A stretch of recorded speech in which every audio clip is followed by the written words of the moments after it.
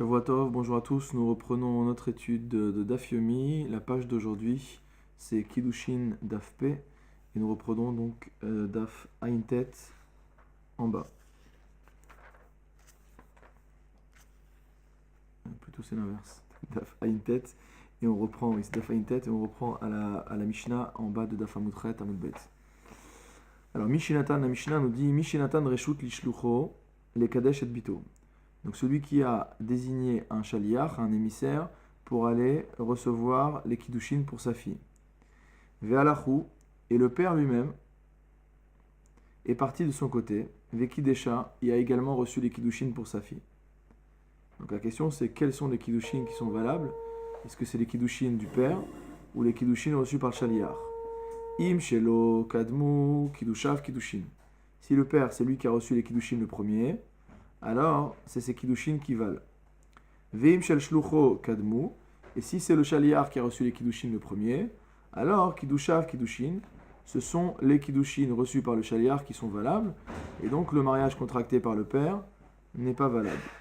Veim eno yadua, et maintenant si on ne sait pas ce qu'il en est, on tourne la page, shneem notnim get, si la femme veut se remarier avec un troisième homme, ou tout simplement si elle veut vivre une vie maritale, elle est obligée d'avoir soit le guet des deux, comme dit la Mishnah, c'est si elle veut se marier avec un troisième, ou alors au moins avoir le guet de l'un d'entre eux, si jamais elle veut se marier avec l'un d'entre eux. Veim ratsu, echad noten get, vechad kones, donc si elle veut, l'un donne le guet et l'autre l'épouse pour de vrai. Alors on va lire tout de suite le Rashi sur la Mishnah. Imshelo kadmu kiddushav kiddushin, pour bien comprendre après le raisonnement de la Gemara. Donc la Mishnah nous dit que si jamais les kiddushin du père sont arrivés avant les kiddushin du shaliach, des batle lishlichute des shaliach. En fait, qu'est-ce qui s'est passé? Ça veut dire qu'en recevant les kiddushin pour sa fille, le père en fait a annulé la shlichut du shaliach. Ce que dit Rashi, c'est que c'est pas simplement un problème de qui est le premier et qui est le deuxième. Ça, bien sûr, ça joue un rôle, mais il suffit pas qu'il soit arrivé le premier. Ça veut dire qu'en acceptant les kiddushin pour sa fille, ipso facto, il annule la shlichut du shaliach. Très bien. Maintenant, la Mishnah nous enseigne un deuxième cas qui est quasiment identique. Une femme qui nomme un shaliach et qui lui ordonne de recevoir les kiddushin pour elle. Ve'alcha ve'kitsha et atzma, même cas, et la femme elle-même, elle va recevoir les kiddushin de son côté. Im shela kadmu kiddusha kiddushin. Si c'est elle qui a reçu les kiddushin en premier, et ben c'est le mariage que elle a contracté qui est valable. Ve'im shel shlucha kadmu, si ce sont si c'est l'acte de réception de kiddushin qui a été fait par son shaliach qui a précédé, kiddushav kiddushin. C'est les kiddushin remis donc par le shaliach qui sont valables. Ve'im enan yod'in, et maintenant si on ne sait pas dans quel ordre sont faites les choses, shneem notnim la get. Les deux doivent lui donner le get. Ve'im ratsu, maintenant s'il y a un d'entre eux qui veut l'épouser et pas l'autre,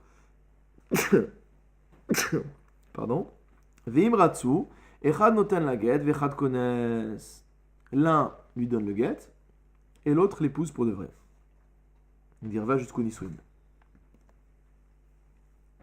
Alors la question évidente de la Gemara, pourquoi on a besoin d'enseigner deux fois la même chose? Donc d'abord on enseigne le cas du père avec son shaliach, et après on enseigne le cas de la femme avec son shaliach. Mais finalement les deux cas sont identiques. La Gemara nous dit tout de suite, Utsricha, sache qu'on avait besoin d'enseigner les deux. Pourquoi? Si nous n'avions enseigné que le cas du père qui envoie un shaliach, alors pourquoi dans ce cas-là, on va dire que si le père a reçu les kiddushin en premier, la shlichut du shaliach est annulée et c'est son mariage à lui qui vaut? Mishum de gavra kimle beyochasin. Parce qu'en fait, l'homme, il est compétent en ce qui concerne les yochasin, c'est-à-dire en ce qui concerne la capacité à établir la bonne lignée des personnes. Aval iteta, et donc c'est pour ça que il peut se permettre, lorsque lui il trouve quelqu'un de bien pour sa fille, d'annuler la shlichut du shaliach et de recevoir les kiddushin. Aval, mais si on prend l'autre cas, iteta adelokimla biyochasin, si on considère qu'une femme n'est pas aussi compétente pour établir la lignée du mari, de son mari futur, Emma alonez-vous kiddushin à kiddushin. On va dire elle n'est pas en capacité elle-même à annuler la shlichut de son shaliach, puisqu'elle n'a pas la même compétence pour assurer le bon yichus de son futur mari. Maintenant, à l'inverse, si on m'avait enseigné que le cas de la femme et sa capacité à annuler la shlichut de son shaliach, pour elle, contracter mariage, mishum detita daika ou mitzvah. C'est-à-dire que oui, on a peut-être dit dans le début du raisonnement que la femme n'est pas super compétente dans la capacité à établir la lignée, mais par contre, lorsqu'elle va vouloir épouser quelqu'un, elle va faire toutes les vérifications d'usage. Aval ihu ema lo irpatle. C'est un peu violent comme raisonnement quand même, mais la Gemara nous dit ici que le père, lui, il s'en fiche finalement. Ça veut dire que lui, ce qu'il veut, c'est marier sa fille, d'accord ? Éventuellement, s'il est vénal, il va vouloir toucher les plus gros kiddushin pour sa fille, et que donc il ne va pas forcément vérifier de la même manière. Et on aurait pu penser dans ce cas-là que la femme qui, elle, va être très précautionneuse, puisque c'est elle qui se marie, elle peut se permettre d'annuler la shlichut du shaliach, mais que le père qui, lui, n'est pas aussi précautionneux que la fille, alors dans ce cas-là, lui, il ne peut pas. Donc c'est pour ça qu'on avait besoin des deux enseignements. Alors maintenant, on va voir un cas concernant les kiddushin reçus par le père pour sa fille. Itmar. Les Amoraïm ont enseigné Kitsha avia baderer et Kitsha atzma ba'ir. Le père était en route et il a été Mekadesh sa fille. Il a reçu des kiddushin pour sa fille. Et en même temps, le même jour, la fille, elle a reçu des kiddushin en ville. C'est-à-dire le père, il est parti en voyage. Pendant son voyage sur le chemin du retour, il a reçu les kiddushin. Et le même jour, voici que la femme, la jeune fille, a reçu également les kiddushin. Alors maintenant, normalement, seule une enfant qui est Nahara, d'accord, donc qui est âgée de moins de 12 ans et 6 mois, qui n'est pas encore arrivée à la bagroute, soit Ktana, soit Nahara, peut être mariée par son père. À partir du moment où elle arrive à la bagroute, c'est-à-dire soit qu'elle a 12 ans, 6 mois et 1 jour, soit qu'elle a plus de 12 ans, mais qu'elle a amené des simanim de bagroute, d'accord, donc des signes physiques qui montrent qu'elle est arrivée donc, à la puberté. À ce moment-là, donc ces signes sont listés dans Masechet Nida. Donc à ce moment-là, la jeune fille est, je dirais, propriétaire de son destin et le père ne peut plus la marier. C'est à elle de se marier. Qu'est-ce qui se passe dans ce cas-là? Donc la fille, elle a reçu les kiddushin et le père aussi, il a reçu les kiddushin au même moment. Ve'arei bogeret. Et quand on vient voir la fille, on se dit ok, on va voir. Si jamais elle est adulte, ben, c'est les kiddushin à elle qui comptent. Et si jamais c'est le père si jamais elle n'est pas Bogueret, on va dire bah c'est le père, c'est les kiddushin qu'a reçu le père qui sont bons. Puisqu'elle en tant que Tana, elle peut recevoir kiddushin tout ça comme ça. Alors Avamar, Harei Bogueret lefanenu. Voici qu'elle est Bogueret. Et dans ce cas-là, Rav, il va dire quoi? Il va dire nous qu'est-ce qu'on regarde? On regarde qu'elle est Bogueret. D'accord? Et si elle est Bogueret aujourd'hui, ça veut dire qu'au moment où son père aussi a reçu les kiddushin, elle était déjà Bogueret. Et que donc il n'était pas en droit de recevoir les kiddushin pour elle. Et donc c'est les kiddushin que la jeune fille a reçus qui sont valables. Ou Shmuel Amar, Shmuel il dit quoi? Chayshinan les kiddushin shneem. On est obligé de prendre en compte les kiddushin reçus par les deux. Pourquoi? Parce qu'on peut considérer que aujourd'hui, certes, la jeune fille est Bogueret, mais qu'au moment où le père a reçu les kiddushin, elle n'était pas encore Bogueret. Elle était encore Nahara. Très bien. Donc on est Machloket Rav et Shmuel. Donc on voit que Rav, il considère ce qu'on appelle Chazaka de Ashta. Il considère qu'on a une Chazaka, une présomption qui est établie d'après la situation présente. Tandis que Shmuel, il va prendre en compte également la situation passée.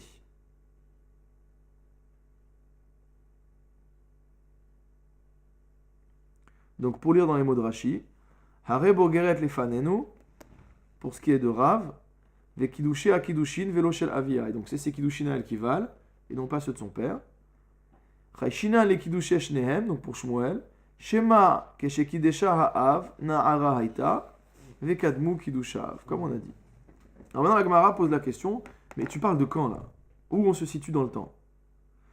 Emat. Il ema betor shisha. Si tu dis qu'on est dans les 6 mois, ça veut dire qu'on est entre les 12 ans de la fille et les 12 ans et 6 mois. On est dans cette période-là. Beha nemarav harehi bogeret lefanenu.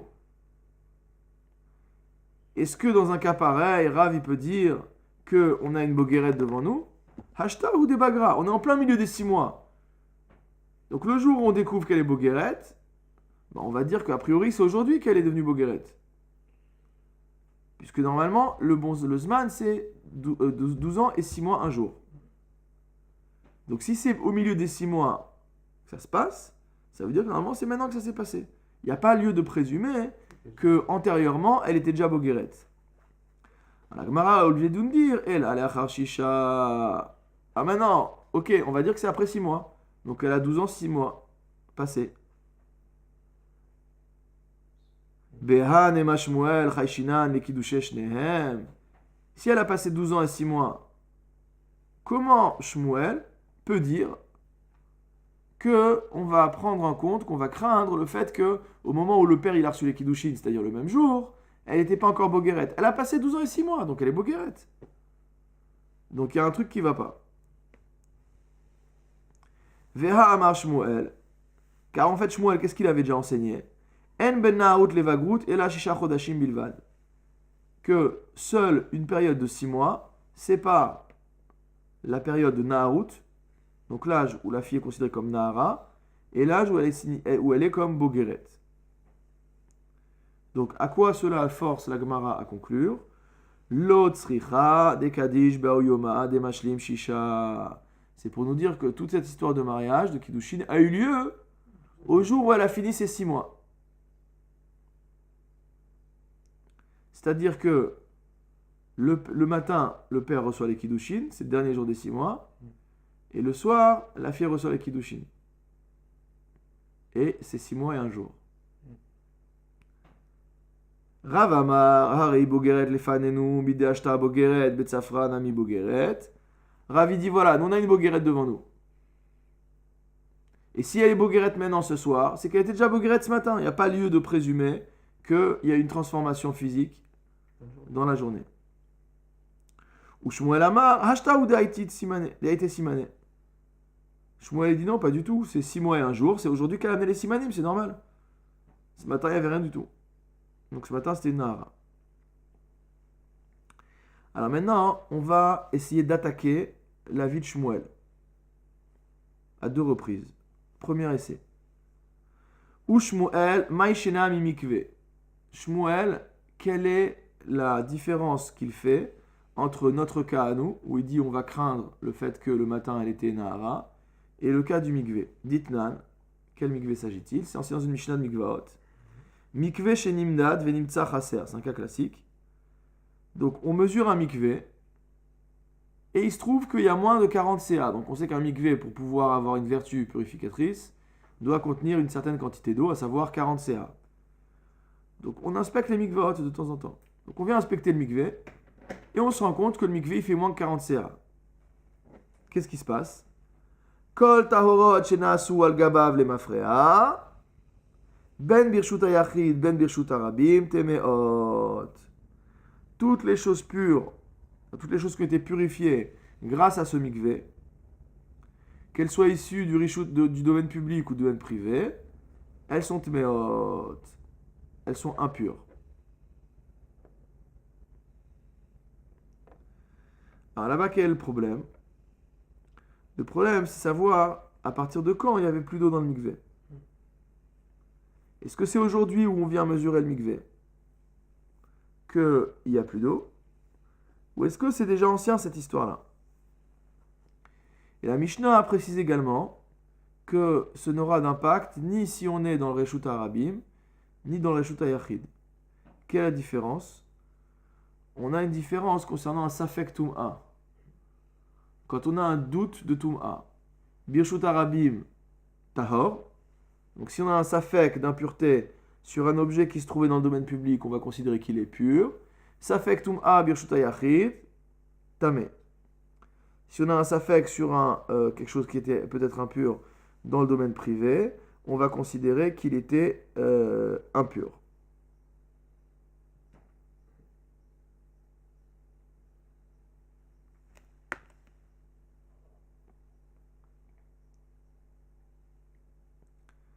Donc on voit ici que qu'est-ce qu'elle dit la Mishnah? Elle dit, on voit comme la chazaka des Ashta. Elle dit, le mikvé il est chasser aujourd'hui. Le mikvé il manque de volume. Donc ça veut dire qu'il manquait de volume avant. Et donc tout ce qui a été trempé dedans est impur. Quel que soit le cas. Et donc c'est bien évidemment contradictoire avec la vie de Shmuel. Puisque Shmuel il a dit, il faut chayshinan nishneem. On doit prendre en compte les deux. C'est-à-dire le fait que maintenant il est impur et le fait qu'avant il était pur. Et là on voit pas ça. Qu'est-ce qu'il fait Shmuel avec cette Mishnah? La Gemara elle dit Shaniata. Là-bas, dans le cas du mikvé, c'est un cas différent. Pourquoi? Deika le memar, on peut dire Ha'amed tame al cheskato. L'objet qui est tamé, tu le conserves dans l'état où il est présumé être, c'est-à-dire impur.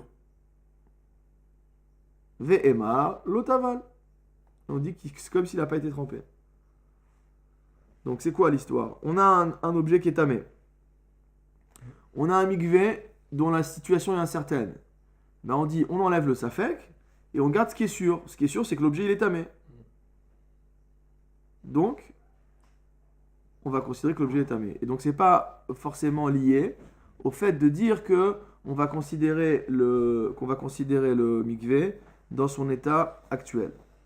Alors la Gemara elle dit Aderaba, bien au contraire. Ha'amed mikvé al cheskato ve'emar lo chaser. Tu dois dire au contraire que le mikvé, avant qu'on le mesure, il avait une chazaka d'être kasher, donc il y avait la bonne quantité d'eau, et c'est maintenant qu'on l'a mesuré qu'il est devenu chaser. Et donc quoi? Donc peut-être qu'au moment où on a trempé toutes ces taharotes, certainement, pas peut-être, certainement que le mikvé était kasher. Et donc il n'y a pas de raison de dire qu'elles sont impures. La Gemara dit, mais ça va pas ton histoire. Hare chaser lefanecha. Maintenant qu'on l'a mesuré, il manque de l'eau. Donc tu peux pas dire de manière certaine que quand tu as trempé, il y avait la quantité d'eau qu'il faut. Alors, hachanami, c'est pourquoi dans notre cas aussi, hare bogeret lefanecha, on va te dire, ben voilà, il se trouve que la jeune fille, elle est bogeret. Et donc, si on dit que la jeune fille, elle est bogeret, on va comme la vie de Rav. D'accord? On regarde l'état présent. Réponse de la Gemara, hashta ou debagra. C'est maintenant, c'est aujourd'hui qu'elle est passée du statut de Nahara au statut de bogeret. Alors la Gemara dit, attends. Si tu me dis ça sur la fin, on peut dire pareil sur le mikvé. Hashta ou dechaser. C'est maintenant que le mikvé est devenu défectueux, entre guillemets. C'est maintenant qu'il manque de l'eau. Mais qu'au moment où on a trempé, il y avait ce qu'il faut. Alors comment on arrive à départager entre ces deux cas? La Gemara dit Hatam tarte le reuta. Dans le cas du mikvé, il y a deux problèmes. Il y a le problème de l'impureté du keli et il y a le problème du statut du mikvé. Hachachada le reuta.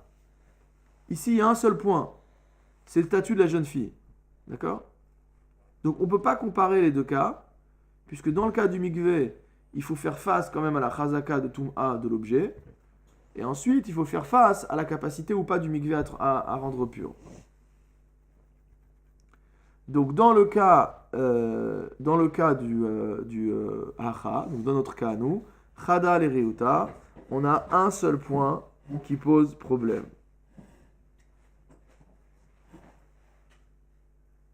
Donc si je lis dans les mots de Rashi, Hacha gabe kiddushé à Av, ici concernant les kiddushin reçus par le père, Chada le reuta hudeika, il y a un seul problème. Hare bogeret lefanenu, c'est que devant nous on a une jeune fille qui est bogeret. Aval imbat lomar Hamed Isha al Cheskata, Yoma de Meshalem Shit. Si tu viens me dire, établis la femme sur sa chazaka au jour où elle finit ses 6 mois, la Cheskat Bagrout, Vela Cheskat Naharut. Il n'y a ni une chazaka de Bagrout, ni une chazaka de Naharut. Idba. Pourquoi? Shayom Yasuya les Ishtanot. Parce que c'est aujourd'hui qu'elle doit changer. D'accord? Donc on reste dans un cas douteux. Donc si on est dans un cas où elle s'est mariée soit avant, soit après, alors dans ce cas-là, on peut tenir une chose ou une autre. Mais si elle se marie, si le kiddushin a lieu juste au moment de la transition, alors là, on peut pas trancher. Maintenant, Shmuel, deuxième question qu'on pose sur Shmuel. Maïshena mechavit. Quelle différence il fait entre le cas du mariage et le cas de chavit, donc une barrique de vin? Quel est le cas? D'Etania, on a une Tosefta qui enseigne Haya bodek et chavit. Si un monsieur vérifiait sa barrique de vin de manière régulière, les afrisha lea teruma veoler, pour prélever la teruma et motamo et continuer comme ça. Ça veut dire quoi? C'est-à-dire qu'à chaque fois, il y a plusieurs manières de prélever la teruma. On peut soit la prélever a priori. Dans ce cas-là, on rend donc choulin la nourriture en question. Soit on peut laisser la trouma dans l'objet. C'est-à-dire, à chaque fois qu'il va, il prend du vin, il vérifie la qualité du vin, et il dit voilà, il y a une quantité de ce vin que je vais laisser dans la barrique, ça sera la trouma. Je la remettrai en son temps.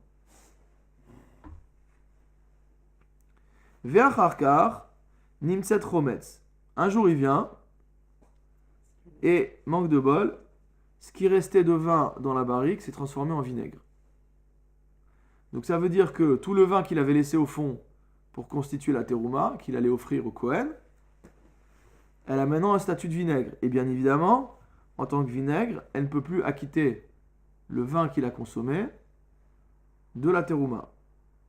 Alors quel statut quel statut? Est-ce qu'on considère que les prélèvements qu'il a fait étaient bons et que donc ce qu'il a bu c'était tranquille?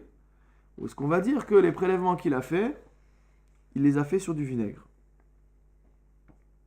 La Gemara dit, enfin la Tosefta, Kol Shlosha Yamim Vadai, Mikan Vaelar Safek.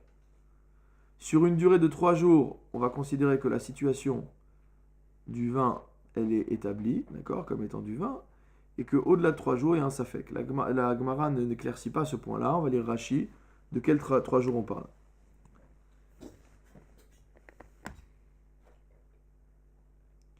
Kol Shlosha Yamim, Garsinan. Velo Garsinan Arishonim. Il y avait une autre version qui disait les 3 premiers jours. Donc Rashi barre ce mot. Amorae pligeba beba babatra. Il s'agit d'une marloquette que nous rencontrerons Bezrat Hashem dans Masechet Baba Batra à la page 96. Ika lemande amar. Il y a un avis selon lequel Kol shlosha yamim arishonim sheachar abdika shebatka umatsa yain. On verra également dans Nida des cas similaires. Donc tous les 3 jours qui suivent la dernière bdika du vin qui a été faite et qui a donné du vin. C'est-à-dire la dernière fois, disons que le 1er janvier, c'est la dernière fois où il a vérifié sa barrique et où c'était du vin. Puis après le 10 janvier, il revient et c'est du vinaigre. Alors on va dire que les 3 jours qui suivent la dernière bdika où il a trouvé du vin, d'accord, donc le 1er, le 2, le 3 janvier, Harei becheskat yain. Pendant toute cette période-là, le vin, il avait une chazaka de vin. Vadaï, de manière certaine. Vechol tevalim shetala trumatan ba.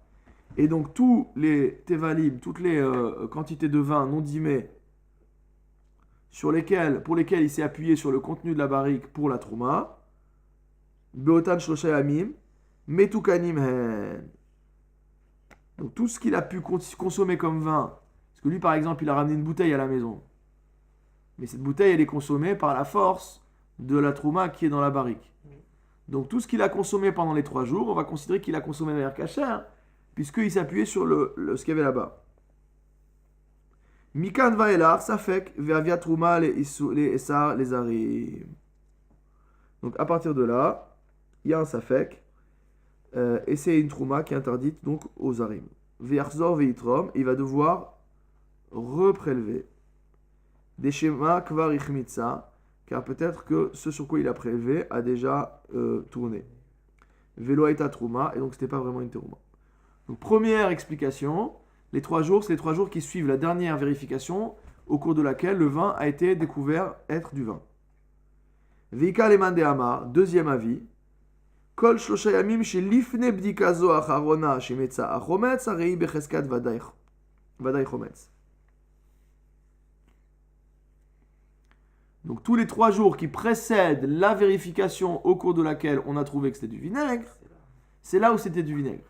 Mais on considère que plus que 3 jours en arrière, il n'y a pas lieu de craindre que c'était déjà du vinaigre. Donc c'est ça les deux avis donc, sur ce sujet-là.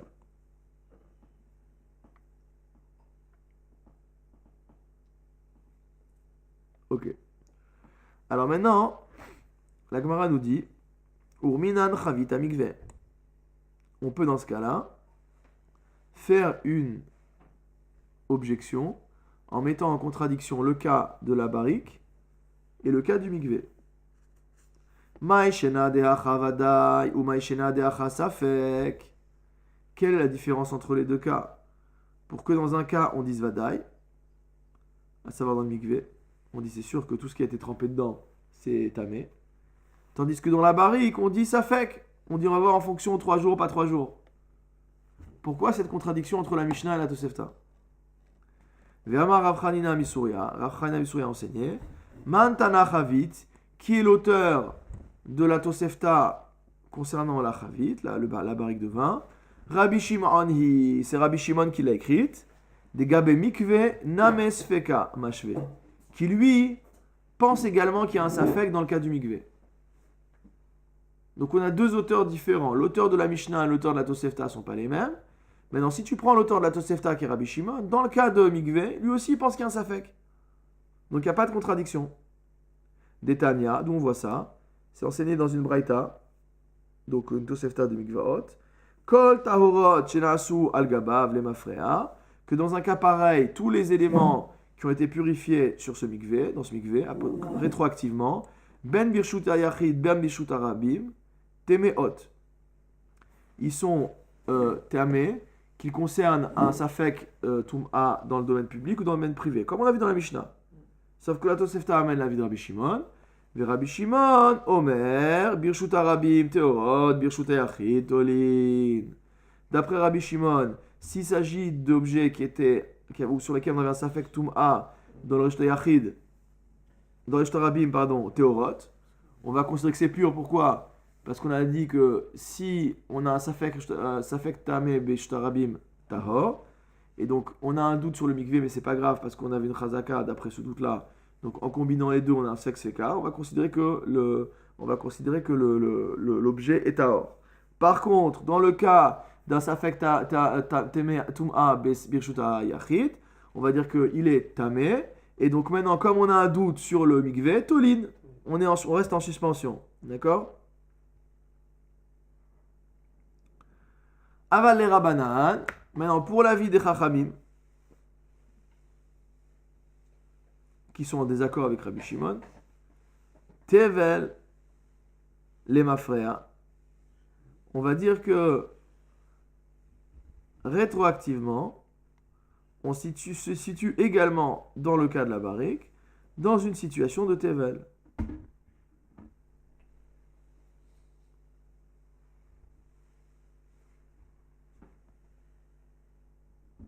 On regarde dans Rashi, Tevel le Mafrea, Zechenitkan aliede chavidzo, donc le vin qui a été dimé, où les prélèvements ont été faits via cette barrique.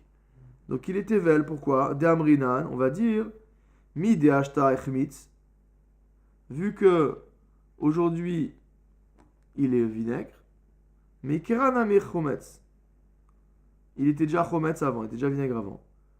Ve'achinami nema mi de'ashta bogeret, betzafran mi bogeret. La manière on dira sur la jeune fille, si elle est bogeret, si elle est adulte, pubère aujourd'hui, c'est qu'elle était déjà ce matin.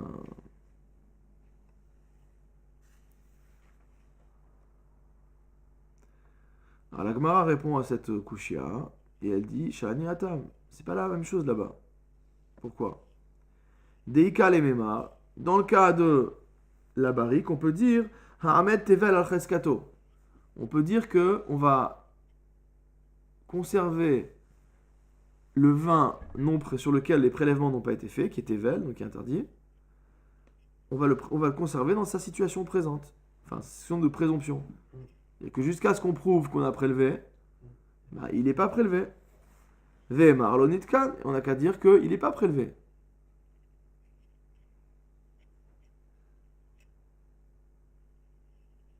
Parce qu'à la base, il n'est pas prélevé.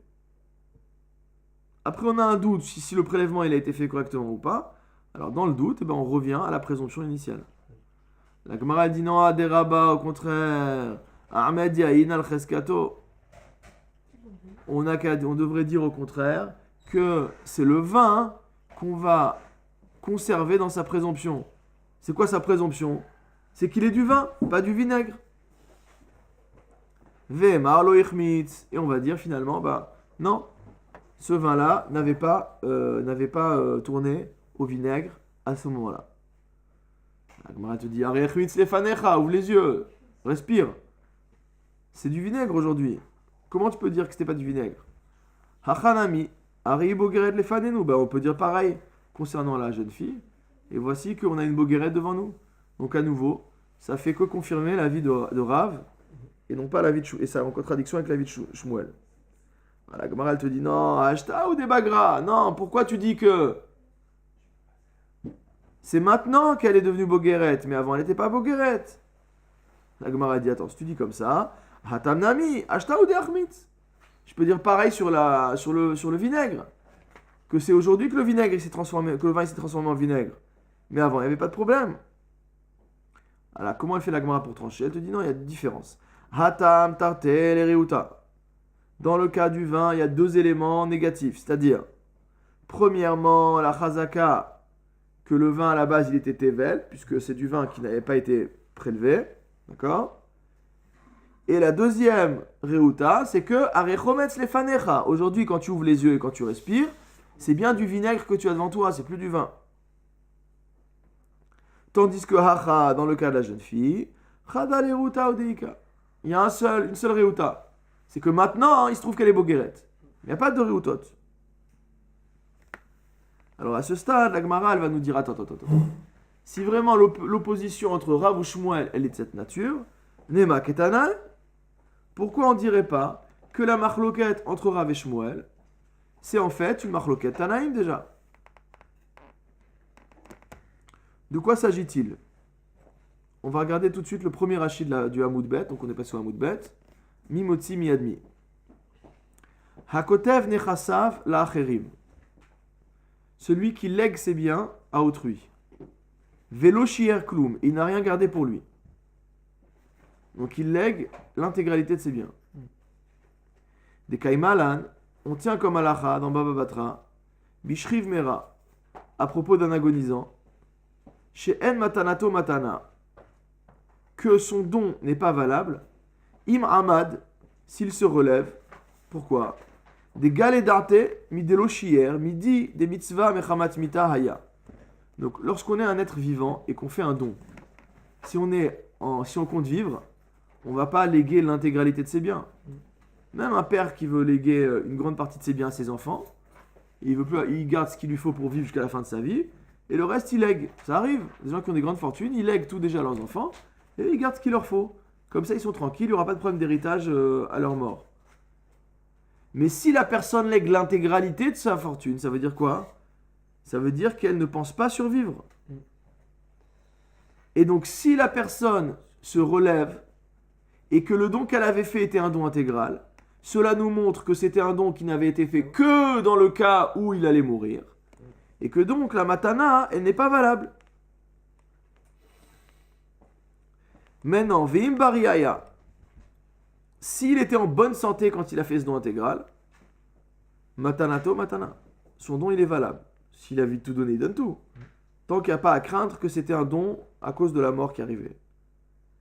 Mais maintenant, qu'est-ce qu'il fait? Il dit Varshav Omer, Shriv Mera Eti. Il dit non, il y a erreur sur le casting. En fait, moi j'étais mourant quand j'ai fait le don. Et donc je veux annuler le don, puisque je l'ai fait parce que j'allais mourir. Mais sinon, je n'aurais jamais fait un don intégral de ma fortune. Ven Omrim Bariaya. Et ceux qui ont reçu le don, ils disent non, pas du tout, au contraire. Il était en excellente santé. Alors la question dans un cas comme ça, c'est Mimotsi Mimi. Qui doit apporter la preuve à l'autre pour récupérer le Grisby? D'accord?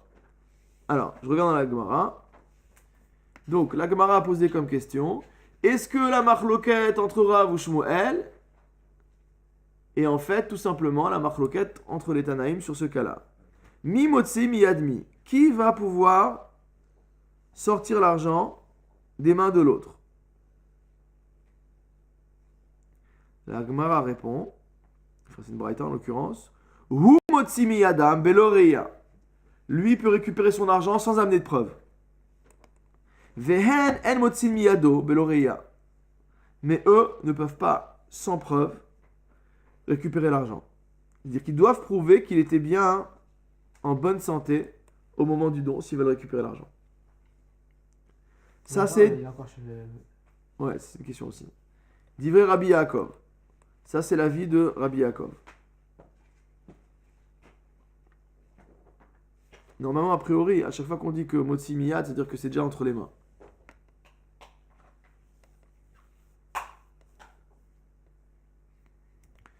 Donc, eux peuvent faire sortir les biens des mains du donateur. Pardon, excusez-moi. Donc, lui, encore une fois, peut aller récupérer ses biens chez eux sans preuve. Mais eux ont besoin de preuves s'ils veulent récupérer l'argent pour eux. Ça, c'est ce que dit Rabbi Yaakov. Rabbi Nathan Omer, deuxième avis dans la Braïta. Imbarihu, s'il est en bonne santé, alav l'avire ayash ayash rivmera. Si maintenant il gambade dans les champs, il faut qu'il nous prouve qu'il était mourant quand il a fait le don. C'est-à-dire que Rabbi Nathan, qu'est-ce qu'il fait? Il regarde la chazaka des Hashta, il dit voilà, il est comment maintenant? Il est en bonne santé? Eh bien, quand il a donné, il était en bonne santé. Donc, s'il veut dire qu'il était mourant, qu'il amène la preuve. Veim shechiv meraou. Et s'il est mourant, aleem le avirayam shebarayaya. C'est à eux d'amener la preuve qu'au moment où il a fait le don, il était en bonne santé et que donc l'argent leur revient. Alors, quand on voit cette Mishnah, qu'est-ce qu'on peut dire? Nema Rav de Amar ke Rabbi Nathan. Est-ce à dire que Rav, il a dit comme Rabbi Nathan qui voit la chazaka des Hashta de maintenant? Ou Shmuel de Amar ke Rabbi Yaakov. Et que Shmuel, lui, qui a dit qu'on était entre les deux, d'accord, qu'il y avait un doute, et qu'il faut prendre en compte la situation passée, est-ce qu'il va dire comme Rabbi Yaakov? Peut-être c'est ça la chose.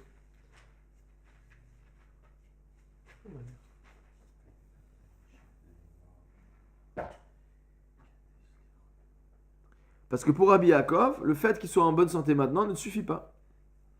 Il faut voir comment il était avant. Amar lach Rav répond à ça. Ana de Amri afilu et ke Rabbi Yaakov. Il dit non, pas du tout. Moi, quand je te dis qu'on prend la chazaka des Hashta, quand je te dis qu'on regarde les choses telles qu'elles sont, on considère qu'avant elles étaient également comme ça, je peux dire ça même selon l'avis de Rabbi Yaakov. Comment ça?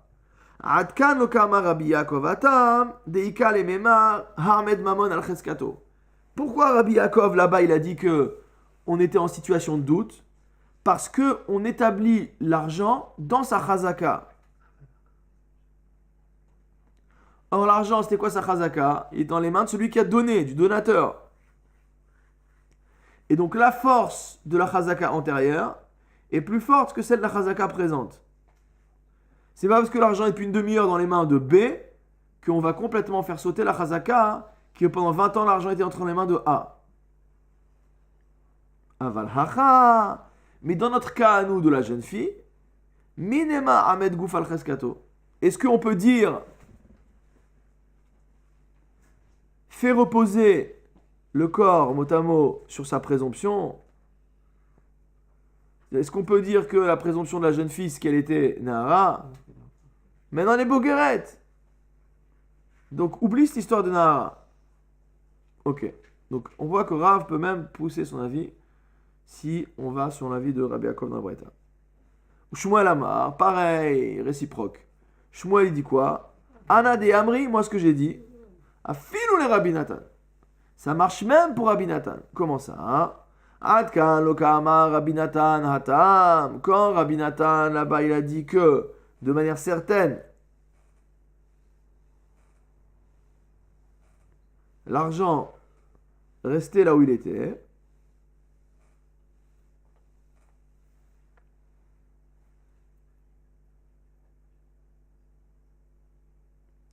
et que donc si il était bari, s'il était en bonne santé au moment du don, c'est à lui d'amener la preuve qu'il était Shriv Mera.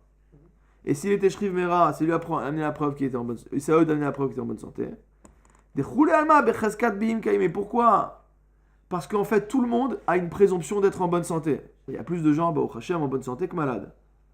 Donc quand on rencontre une personne, on présume qu'elle est en bonne santé. Donc si une personne veut se sortir d'une chazaka, dire maintenant je suis en bonne santé, et donc j'ai toujours eu la chazaka être en bonne santé. Donc si maintenant je veux vous raconter que hier j'étais mourant, c'est à moi d'amener la preuve. Parce qu'il y a même si on considère comme l'avis de Rabbi Yaakov, de Rabbi Nathan, pardon, même si on considère comme l'avis de Rabbi Nathan, alors il y a quand même ce cas-là à prendre en compte. Avalacha, mais dans le cas de la jeune fille, Mika mapka nafsha mecheska dekame, mechazaka dekame, comment peut-elle s'extraire de la chazaka présente?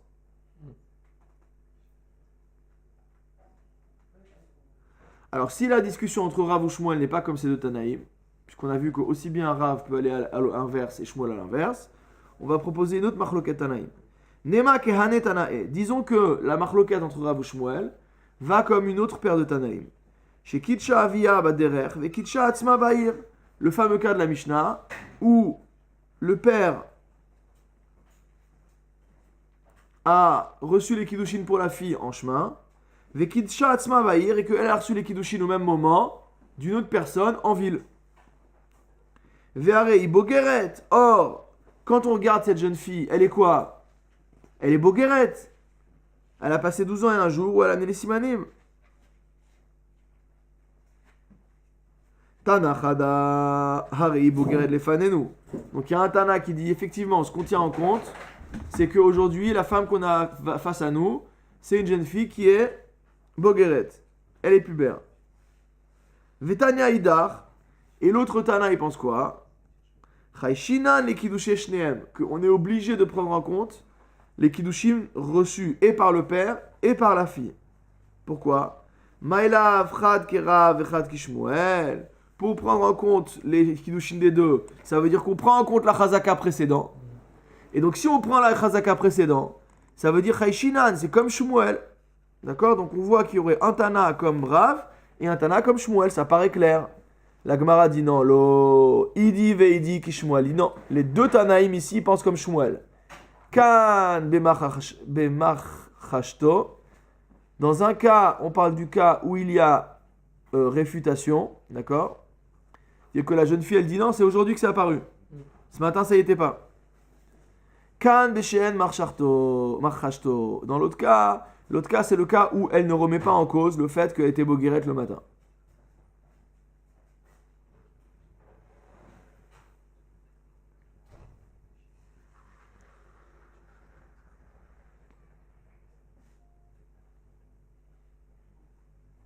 Regardez Rashi. Bemar Hashto, c'est quoi la réfutation qu'elle fait la fille? Veha de katane harei bogueret lefanenu. Quand on parle du cas où on dit voici que maintenant elle est bogueret, Bemar le avia lomar kvar bagarti metmol. Elle dit à son père, à l'inverse de ce que j'ai dit, elle dit à son père, mais depuis hier je suis comme ça.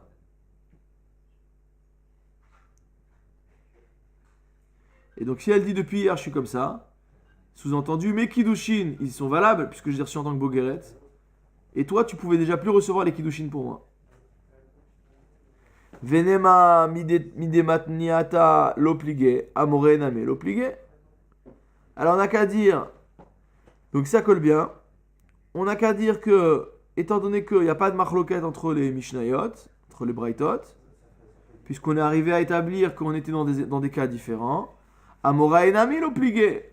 Pourquoi on ne dit pas qu'il n'y a pas de discussion non plus entre Rav et Shmuel, et que Rav il parle dans un cas et Shmuel dans l'autre? Vétis Bera, est-ce que c'est possible de dire une chose pareille? Ha Rav Yosef Bered Rav Menashe Midvil.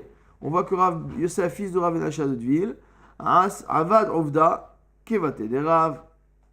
Il a tranché dans l'Acha, dans ce cas-là, comme Rav. Ve'ikpid Shmuel. Et Shmuel s'est mis en colère. Donc si Rav et Shmuel c'était le même avis, mais les cas étaient différents, Shmuel ne serait pas mis en colère, il aurait applaudi. Qu'est-ce qu'il a dit Shmuel? Ve'amar kule alma kailele bekabazuta. Ve'hay miderabanan kailele bekamaraba. C'est-à-dire tous les chachamim ils sont sur une petite mesure, lui c'est une grande mesure. Il se prend pour qui? Tout le monde est comme moi et lui il se permet d'aller juger différemment. Donc ça l'a mis en colère Shmuel. Ve'isa kadatach lo pligé. Maintenant si tu viens me dire non il n'y a pas de discussion entre les deux. Amaïka Makpid, pourquoi il se mettrait en colère Shmuel? Il serait très content. Réponse de la Gemara, Dilma ki avad uvda bemachashto. Peut-être que le cas qui est arrivé, c'est un cas où la jeune fille, elle a effectivement fait la réfutation. Et dans ce cas-là, ça résoudrait la raison, on pourrait dire que Rav et Shmuel sont d'accord, mais que la raison pour laquelle ici il s'est fâché Shmuel, c'est que c'était un cas où il y avait eu réfutation et que donc lui il aurait été possède de l'autre manière. Alors comment on s'en sort de cette histoire? Amrele Marzoutra le Ravashi. Ravzoutra a dit à Ravashi, Hacha Achi Amar Amemar. Voici ce qu'a dit Amemar. Il cheta kevatel Shmuel. La halacha est comme Shmuel. Ravashi Amar. Ravashi a dit, il cheta kevatel de Rav. La halacha est comme Rav. Vilcheta kevate de Rav. Et la halacha est comme Rav. Donc on connaît le principe. Rav ou Shmuel. Halacha ke Rav bi-Issouré ou Shmuel bedine. Donc là, dans les Issourim, dans les Issour ve'eter, la halacha est comme Rav. Et dans les dinim, donc dans les lois civiles, la halacha est comme Shmuel. Alors on attaque une nouvelle Mishnah. Mishi atzahu ve'ishto l'imdatayam. Un monsieur qui part à l'étranger avec sa femme. Ubahu ve'ishto uvanav. Il revient, lui, sa femme et ses enfants. Ve'amar, et il déclare Isha shiatzat imi limdidatayam. La femme qui est sortie avec moi, qui est partie avec moi en mer, donc à l'étranger, Hare hizo ve'elubanea. C'est ma femme. Et voici ses enfants. Ve'en sarich lavir raya lo ala isha. Il n'a pas besoin d'apporter de preuves comme quoi sa femme est sa femme et qu'elle a un bon yichus. Velo ala banim, ni sur les enfants. Maintenant, meta ve'elubanea. S'il revient et il dit ma femme est morte quand j'étais à l'étranger et voici les enfants qu'elle m'a donnés. Meviraya ala banim. Il devra amener une preuve concernant les enfants. Veno meviraya ala isha. Mais il n'aura pas besoin d'amener de preuves concernant la femme. Parce qu'en fait, elle avait déjà été, entre guillemets, vérifiée au moment du mariage en ce qui concerne son yichus. Isha nasati binataya marezo arizo. Un monsieur qui dit j'ai épousé une femme à l'étranger et la voici. Ve'elu banea, et voici ses enfants. Meviraya Isha, il doit amener une preuve concernant l'irous de la femme, puisque nous on la connaissait pas avant. Il l'a ramené de l'étranger, d'accord? Ve'en sarich la viraya la bani, mais une fois que l'irous de la femme est établi, il n'a pas besoin d'établir l'irous des enfants. Meta, maintenant sa femme décède à l'étranger. Ve'elu banea, il dit voilà.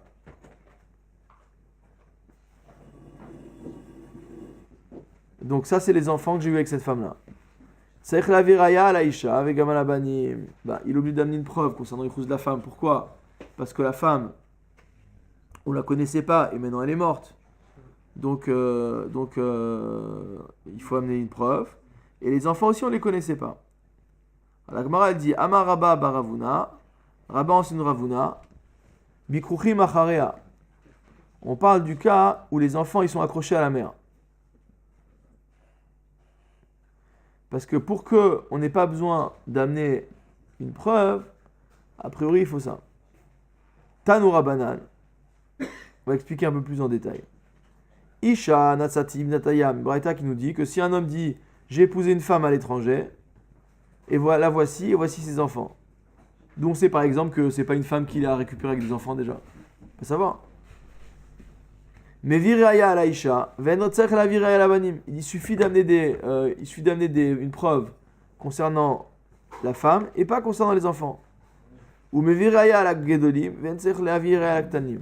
Il ramène une preuve concernant les grands enfants, mais pas concernant les petits enfants. Bamed varim amorim, de quel cas on parle? Beisha achat, on parle du cas où il y a une seule femme. Aval bishte nashim, et s'il y a deux femmes. Mais viraya à la isha, on apportera une preuve concernant la femme, Vea la banim et sur les enfants, à la gedolim sur les grands, Vea la ktanim et sur les petits.